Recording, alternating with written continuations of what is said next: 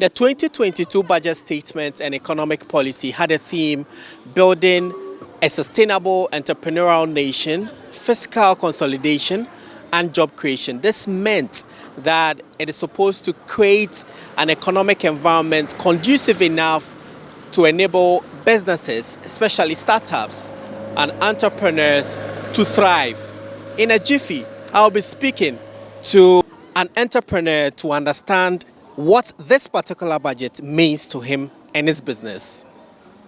This is Samoa, a young businessman who has invested in the sachet water business in Kumasi when he moved back from his base in the United States of America. He was hopeful of a reduction in fuel prices because of the impact on his business.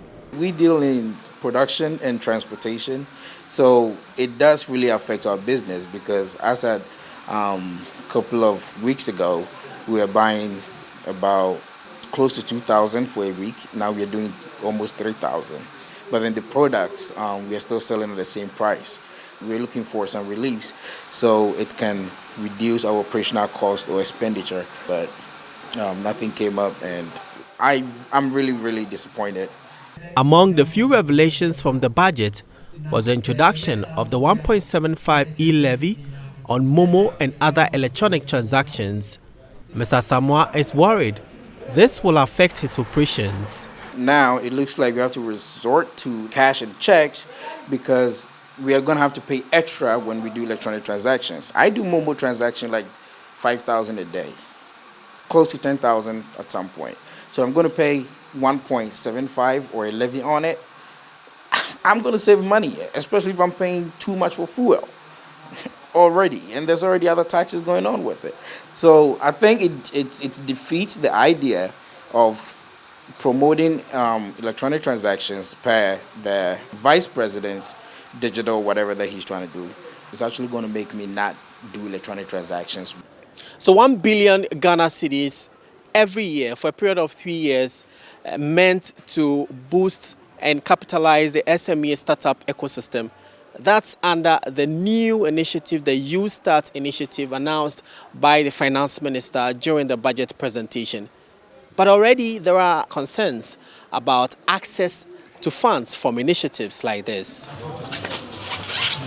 It's huge as a policy to try to empower entrepreneurs. However, how to access the money, it's a problem. Because most of these things, when the government structures something, it's going to be politically motivated. If you are not part of the government or know somebody in government, you will not be able to access these facilities.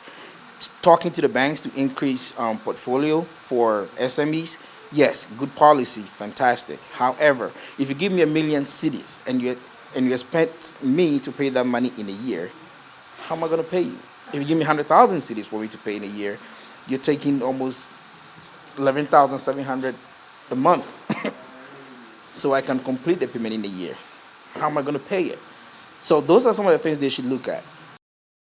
With a staff of more than 20 people, he is unable to increase their salaries due to the continuous rise in operational costs. Employees are looking for increments in wages or salaries, and we are not able to do it because there is increment in fuel prices. We have not been able to increase prices of products because we're looking at it's a product that basically goes with the people who can afford luxury. So it's not something that you can really increase prices easily. It's just going to reduce the profit margin. And I'm ready to bear it because my employees they're not supposed to be responsible for that. The 2022 budget has benchmark values abolished, road tolls scrapped, and withholding taxes reduced to 1.5%. Are these positive enough for business owners like Samoa? It's like robbing Peter to pay Paul. Put a lot of taxes on fuel, and then you decide to reduce the tax on withholding tax. Individually, it's good that there has been a reduction, but generally, it's still the same. Kofi is among the many Ghanaian businesses who had expected more in the 2022 budget. Prince Apia reporting.